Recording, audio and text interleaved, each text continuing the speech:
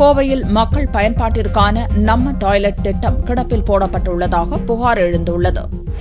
கோவை மாநகராட்சி சார்பில் 21 இடங்களில் 4 கோடி ரூபாய் செலவில் நம்ம டாய்லெட் அமைக்கும் திட்டம் துவக்கப்பட்டது. பொதுமக்கள் கூடும் இடங்களில் பொது கழிப்பிடங்கள் கட்டப்பட்டுள்ள நிலையில் வெளியூர் பயணிகள் பயன்படுத்துவதற்கு இத்திட்டம் கொண்டுவரப்பட்டது. சென்னையைச் சேர்ந்த தனியார் நிறுவனம் ஒன்று 5 மண்டலங்களில் நம்ம டாய்லெட் அமைக்க திட்டமிடப்பட்டு 5 முதல் 8 பேர் பயன்படுத்தும் வகையில் தனித்தனி அறைகளுடன் மாற்றுத்திறனாளிகளுக்கும் பயன்படும் வகையில் நவீன வசதிகளுடன் அமைக்க திட்டமிடப்பட்டது. ஆனால் இத்திட்டம் கிடப்பில் போடப்பட்டுள்ளதாக காட்சி பொருளாக மட்டும் இருப்பதாக பொதுமக்கள் குற்றம் சாட்டியுள்ளனர். மாநகராட்சியில அவங்கள கேட்டா வேலைக்கு ஆளுக பற்றாக்குறை இருக்குது அப்படிங்கிறாங்க.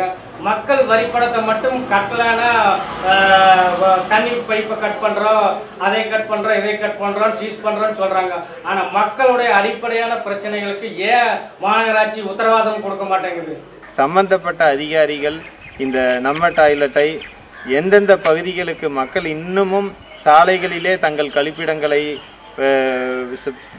போகக்கூடிய ஒரு அவல நிலைக்குத்தான் ஆளாகி கொண்டிருக்கிறார்கள். ஆகவே பொது சுகாதாரத்திற்காக பல லட்சம் ரூபாய்களை செலவு செய்யும் அரசாங்கம் இவ்வாறு கவனக்குறைவால் அலட்சியம் படுத்தும் அதிகாரிகளின் மீது நடவடிக்கை எடுத்து உரிய முறையிலே இதை கொண்டு சேர்க்க வேண்டும். நம்ம டாய்லெட் என்கிற ஒரு திட்டத்தை தமிழக அரசு கொண்டு வந்திருக்கிறது.